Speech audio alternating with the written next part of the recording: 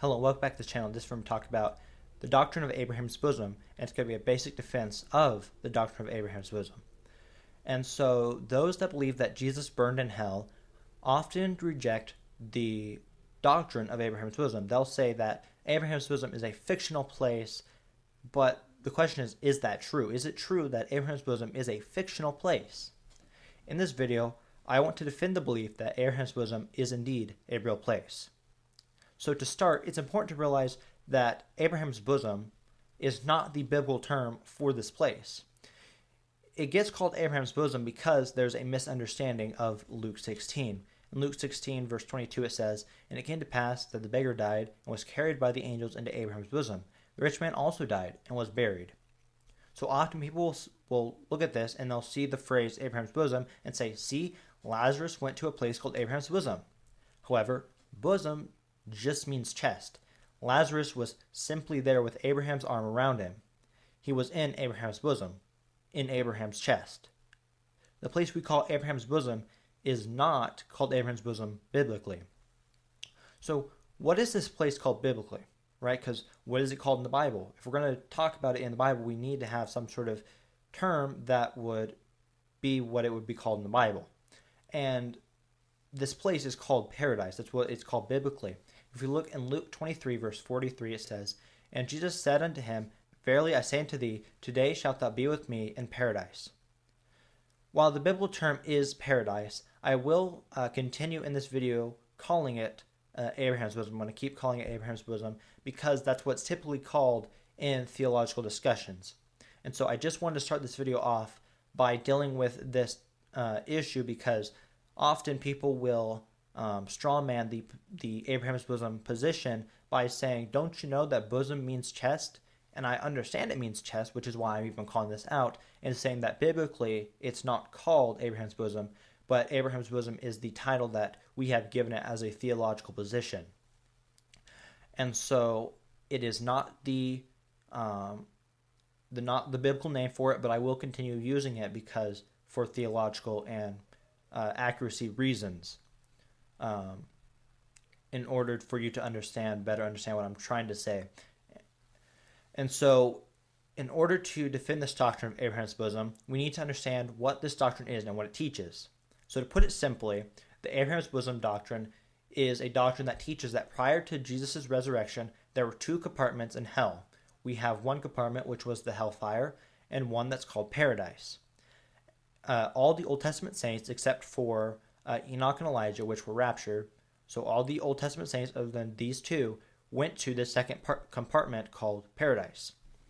The Abraham's bosom doctrine teaches that after Jesus rose from the dead, all of the Old Testament saints that were in paradise, which would be all of them except for Elijah and Enoch, went to heaven, and that the hellfire enlarged itself to fill the area where paradise was. Right? So we have the saints being taken out of paradise when Jesus is resurrected, and then we have the hellfire, which is the only thing in hell now, enlarging itself and taking over the area where paradise was. And so now that we understand what this doctrine is, what it kind of teaches, we can start to defend it. Okay, so Luke 16 is a common passage used to defend this, and we see a discussion in this passage in Luke 16, verses 19 and through 31. We often see this passage used, and again, I think it's partly because of that misconception in verse 22, but it is a good passage for defending Abraham's bosom because you have a discussion between Abraham and the rich man, and we have it where they're close enough that they can talk to each other, but they're far enough that they can't cross. Okay, so that means that they would have to be within a certain area of each other, but also still far enough that they can't come over to each other. And so I think that would prove Abraham's bosom. And so some other belief systems that don't agree with Abraham's bosom will say things like, they'll say that Luke 16 is a parable. They'll say that this story of the rich man and Lazarus and Abraham is a parable, And this is mostly an argument used by the Seventh-day Adventists. They'll use this argument. Okay, so let's read the whole passage, the whole story. So Luke 16, verses 19 through 31. There was a certain rich man who was clothed in purple and fine linen, and fared sumptuously every day. And there was a certain beggar named Lazarus, which was laid at his gate full of sores, and desiring to be fed with the crumbs which fell from the rich man's table. Moreover, the dogs came and licked his sores. And it came to pass that the beggar died, and was carried by the angels into Abraham's bosom. The rich man also died, and was buried. And in hell he lift up his eyes, being in torments, and seeth Abraham afar off, and Lazarus in his bosom. And he cried and said, Father Abraham, have mercy on me, and send Lazarus, that he may dip the tip of his finger in water, and cool my tongue, for I am tormented in this flame. But Abraham said, Son, remember that thou in thy lifetime receivedst thy good things, and likewise Lazarus evil things. But now he is comforted, and thou art tormented. And beside all this, between us and you there is a great gulf fixed, so that they which would pass from thence to you cannot, neither can they pass to us that would come from thence. And then he said, I pray thee therefore, Father, that thou wouldest send him to my father's house. For I have 5 brethren, that he may testify unto them, lest they also come into this place of torment. And Abraham said unto him, They have Moses and the prophets, let them hear them. And he said, Nay, Father Abraham, but if one went unto them from the dead, they will repent. And he said unto him, If they hear not Moses and the prophets, neither will they be persuaded, though one rose from the dead. One thing that we see in this story is that Jesus gives a name to a man named Lazarus, and that's something that sets this story out and sets it apart from every other parable that Jesus told, because this guy has a name, Lazarus. But then also Jesus talks about Abraham, and Jesus over and over again says that Abraham said this, or Abraham said such and such thing. And so if Abraham had not actually said those things, then Jesus lied by saying that Abraham said those things. And so when we piece these together, that one, Lazarus is a name, and there's no other parable where he lists a name for anyone, but then also that he's saying Abraham said this, and if Abraham didn't actually say that, Jesus would be lying. We have to conclude that this is not a parable, it's a true story. Okay, and so since it is a true story, then we can basically just throw this whole argument out that it's a parable, because it's not a parable. It is, instead of being a parable, it's a true story. It's a true story. And so, moving on from the Seventh-day Adventists, we're going to be looking at some arguments from the New Independent Fundamental Baptist movement.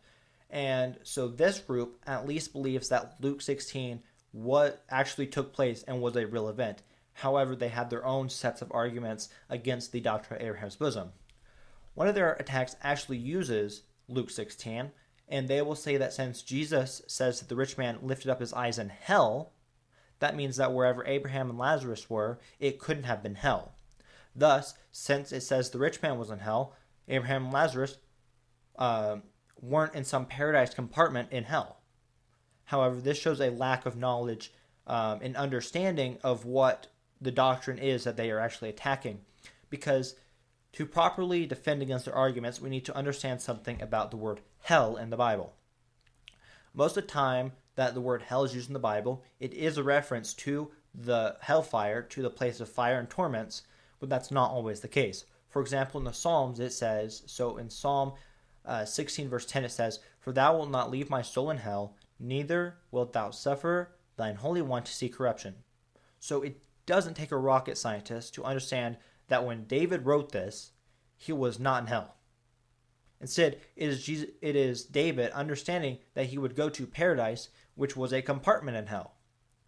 Because paradise was a compartment in hell, it is valid to refer to it as hell, just as it is valid to refer to the place of fire and torments as hell as well. It's like if I'm in the kitchen in my house, then I'm in my house. I can still say I'm in my house even if I'm in the kitchen. Or if I go to my bedroom, I can still say that I'm in my house. I'm just in a different room. right? And so that's the same with hell. Prior to Jesus' resurrection, we have two compartments. Whether you're in paradise or whether you're in the hellfire, you're still in hell. But then in Luke 16, it clarifies which part of hell that it's talking about when it says that he lifted up his eyes in hell, being in torments. And so it kind of clears that up so you know where exactly he is.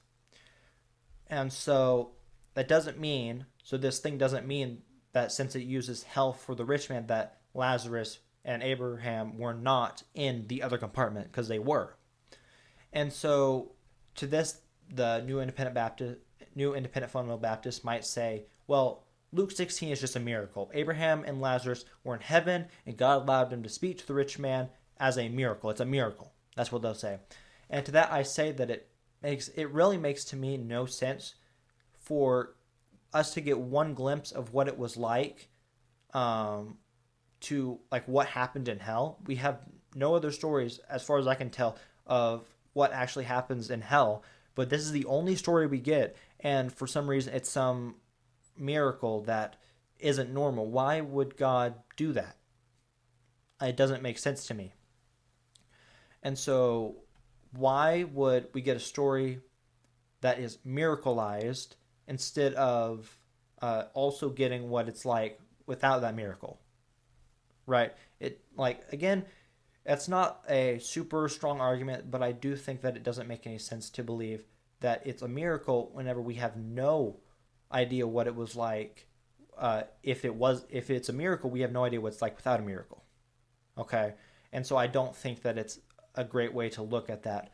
But again, I don't think that either argument is really that strong. Their argument or my argument, I don't think it's necessarily super strong, and it's not based on any Bible verses, so there's not much to go off there either.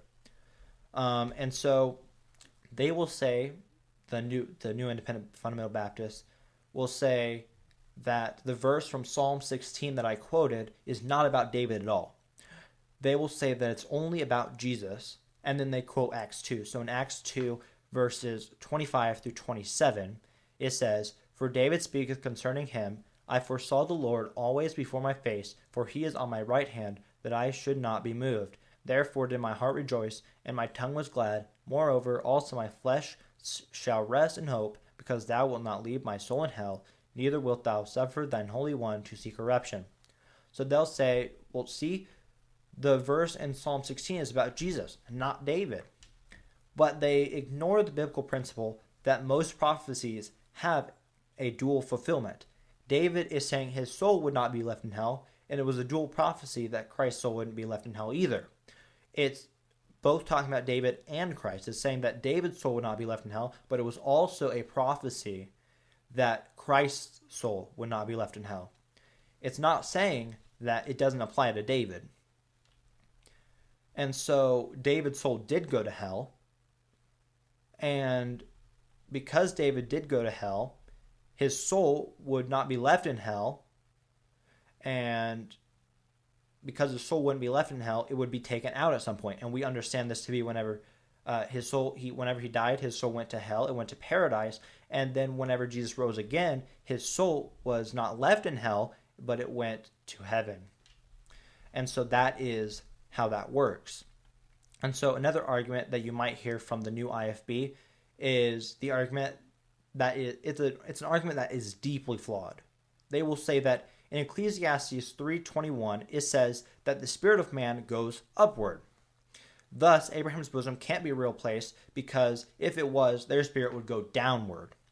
And Ecclesiastes 3:21 does say that the spirit of man goes upward, because if we read that verse, so Ecclesiastes 3:21, it says, "Who knoweth the spirit of man that goeth upward, and the spirit of the beast that goeth downward to the earth?"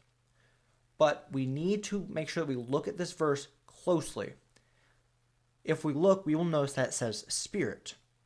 The spirit of a person is not the soul, because if you read the verse as well, it says that the spirit of the beast goeth downward to the earth. Okay, animals do not have a soul. Only humans have a soul. And so the spirit of an animals have spirits, humans have spirits, okay? The human spirit goes to God regardless of whether you are saved or not. Because if you read the verse, where does it say anywhere that it doesn't ever, in that verse, it never says that only the spirit of the righteous goeth upward. No, it just says the spirit of man goeth upward. Because it's as simple as that. Your spirit always goes to God whether you're saved or not. Your soul doesn't. Your soul, at least now, will go either to hell or to heaven. Back then, it would have either gone to the hellfire or paradise. And so, but your soul goes to either of the places. Your spirit always goes back to God. Because if we read in Ecclesiastes 12, verse 7, it says, "Then shall the dust return to the earth as it was, and the spirit shall return unto God who gave it." So the spirit always returns to God. Doesn't matter if you're saved or not. So the new IFB, with this argument, are trying to apply a verse to a specific topic when they don't even take the time to understand what the verse is actually saying. Because the verse in Ecclesiastes 3 has nothing to do with talking about like where they go after death. It has nothing to do with that. Their spirit goes to God, and that's true for a lost person or a saved person. It's their soul that either goes to, right now, heaven or hell, or back then paradise or the hellfire. They will ask, well, where do you find this doctrine in the Bible? Where do you find the doctrine of Abraham's bosom in the Bible? And that's a valid question. Because if I cannot show you a doctrine from the Bible, then I ought not be teaching it. So we find this doctrine when we piece a few verses together. So in Matthew 12, verse 38 through 40, it says, "Then certain of the scribes and of the Pharisees answered, saying, Master, we would see a sign from thee. But he answered and said unto them, An evil and adulterous generation seeketh after a sign. And there shall be no sign given to it, but the sign of the prophet Jonas. For as Jonas was 3 days and 3 nights in the whale's belly, so shall the Son of Man be 3 days and 3 nights in the heart of the earth." So Jesus very clearly stated that he was going to be dead for 3 days and 3 nights, and that he would be in the heart of the earth. Heart means the center, so Jesus is saying that he would be in the center of the earth. When we look at what Jesus said to the thief on the cross, we see this. So in Luke 23, verse 43, it says, "And Jesus said unto him, Verily I say unto thee, today shalt thou be with me in paradise." So Jesus said he'd be in the heart of the earth, which would be the center of the earth. And then he said that he'd be with the thief in paradise. To me, that makes it abundantly clear that paradise is in the heart of the earth, where Jesus would be. It's the second compartment in hell. Now, they'll say, but Jesus is God, and God is omnipresent. So the thief could have gone to heaven, and Jesus would have been with the thief while still being in the heart of the earth, because he was omnipresent. So he can be both in heaven and hell at the same time. Thus, that means that the thief could have gone to heaven, and Jesus could have gone to the heart of the earth, and thus it doesn't contradict. Well, first of all, it doesn't contradict anyway, but typically whenever they do this whole argument, they quote a verse like John 3, verse 13, which says, "And no man hath ascended up to heaven, but he that came down from heaven, even the Son of Man, which is in heaven." And so this verse that I just quoted is actually the most common verse that they will use for this argument, if not the only verse that they'll use for this argument. And to that kind of argument, I simply just state that Jesus told us where he was going to be, in the heart of the earth, and then he told the thief that he would be with him. So I'm going to believe that Jesus, whenever he said that I'm going to be in the heart of the earth, and then told the thief that you're going to be with me in paradise, I'm pretty sure that shows that the thief was going to go to the heart of the earth with Jesus, which would obviously have been in paradise. And so, because they want to continue their argument about Jesus being omnipresent, and they say that it destroys the Abraham bosom doctrine, they will use one last argument. They will say, oh, but paradise only refers to heaven. And they don't realize that that isn't correct. And the reason that they'll bring up this whole argument is because if we say that, well, paradise, if we say that Jesus went to the heart of the earth, so that's where paradise has to be, they say, oh, no, no, no, no. Paradise is in heaven, and so it has to be the omnipresent thing. And so, again, paradise does not only refer to heaven in the Bible. So the word paradise actually only appears in Scripture 3 times.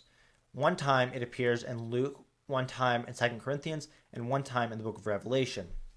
So let's start by reading these verses. So in Luke 23, verse 43, it says, And Jesus said unto him, Verily I say unto thee, today shalt thou be with me in paradise.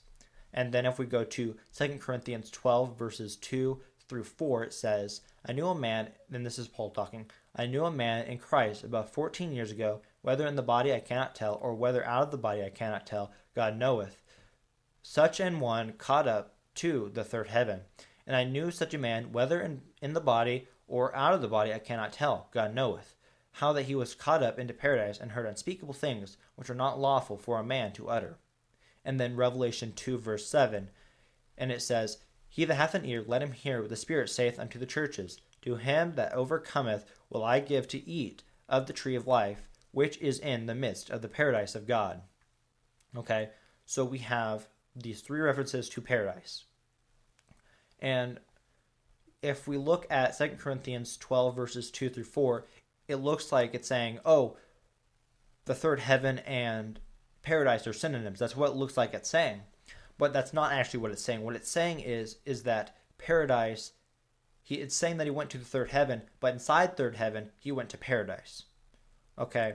And so paradise itself is not the third heaven, nor is third heaven paradise itself. Instead, third heaven has paradise inside of it.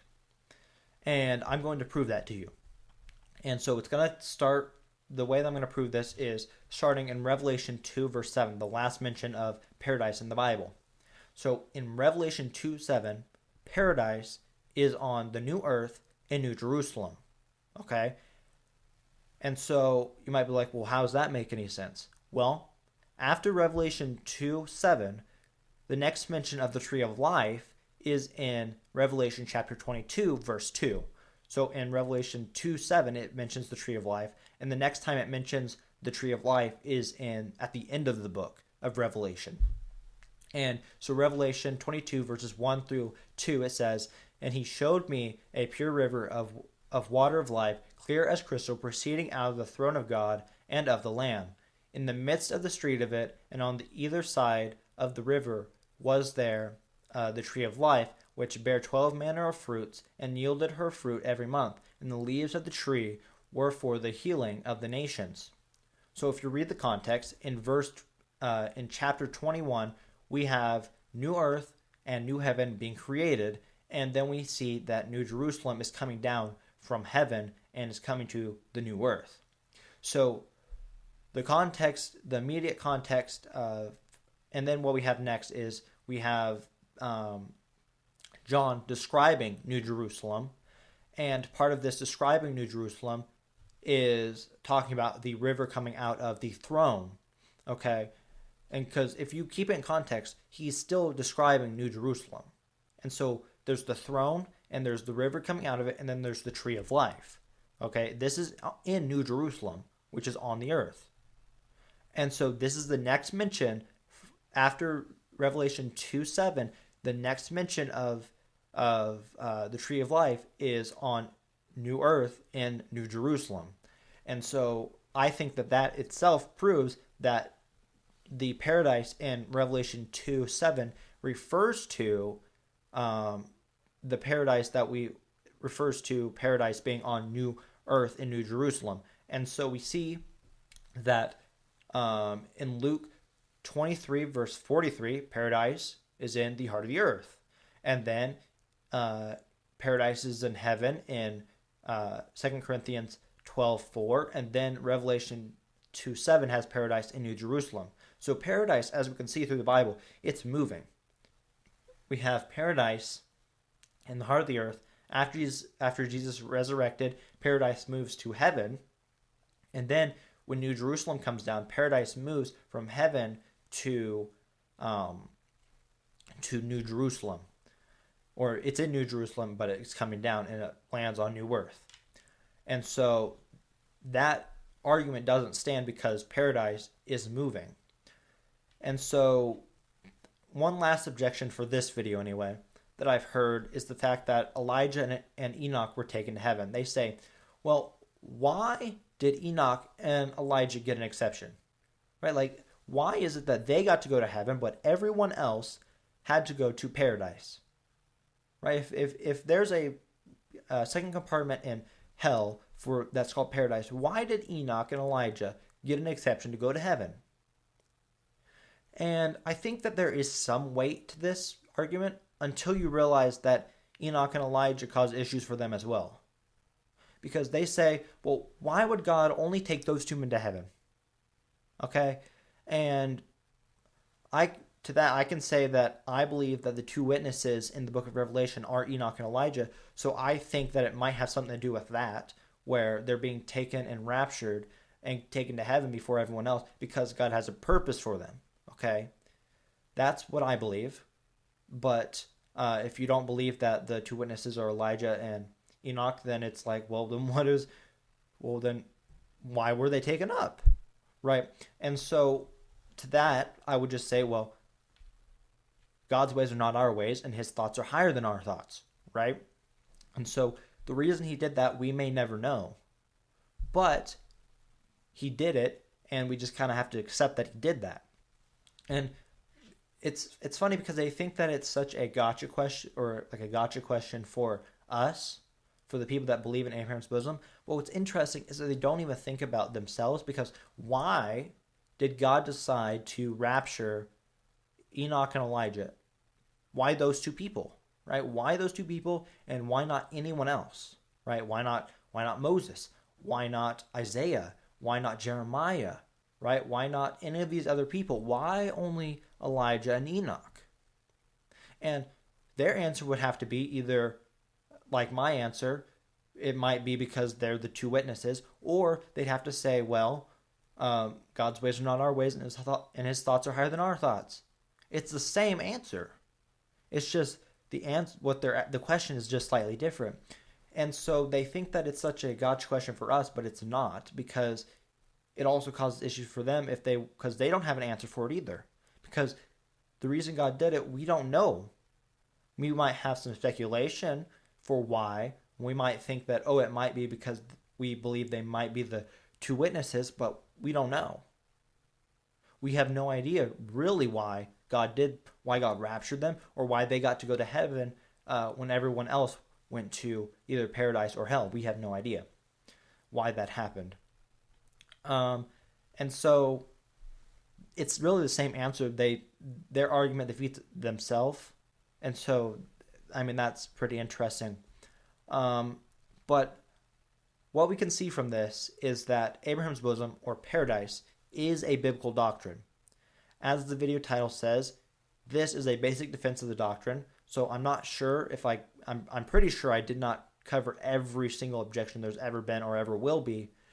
And so if you have any objections, please leave them in the comments, because I would really like to create a follow-up video talking about some of the objections that I didn't talk about in this video. And so if anyone has some objections, please leave them in the comments. But I hope this video at least was helpful to some people to strengthen their belief in this doctrine.